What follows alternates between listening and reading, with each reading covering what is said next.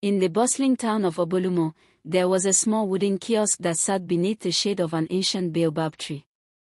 The kiosk was run by a woman named Mama Fadik, known by all as Mama D. She was round like a calabash, with eyes that always sparkled, and a laugh that could charm even the grumpiest elder. But what truly made her famous wasn't her charm, it was her indomie. Oh, the indomie!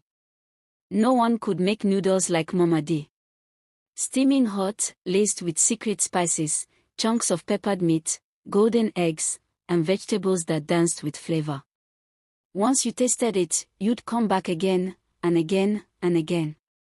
People traveled from other villages, just to buy a plate. Some even forgot their names after a bite, but never forgot the taste. But Mama D never let anyone near her cooking pot. Trade secret, she'd giggle, waving her wooden spoon. Even the gods envy my recipe. Children whispered tales. They said she cooked at midnight, with a cat who spoke in riddles. Others claimed they saw strange smoke rising from her chimney under the full moon. But none dared to speak loudly, not when their mouths were full of indomie. Then came Kolechi, a curious, sharp-minded boy of 17, whose younger brother had begun acting strangely after eating Mama D's noodles. At night, his eyes glowed faintly. He stopped speaking to anyone, except to Mama, more. Indomie. Kolechi knew something wasn't right. One night, under the cover of darkness, he crept behind the baobab tree and watched. Mama D emerged from her house in a red wrapper, her hair tied with bones, humming an old Yoruba incantation. She lit a fire. Out came her pot, blackened with age and lined with ancient symbols. Then, she opened a tiny gourd.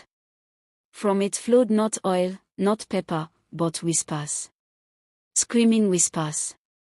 The whispers formed faces. Sad, hollow-eyed spirits. And she fed them, not food, but memories. Each spirit gave her a memory of someone who had eaten her indomie. Laughter, joy, dreams, they all flowed into her pot. That was the secret. Her indomie stole pieces of people's spirits, the part that held their will, their dreams, their essence.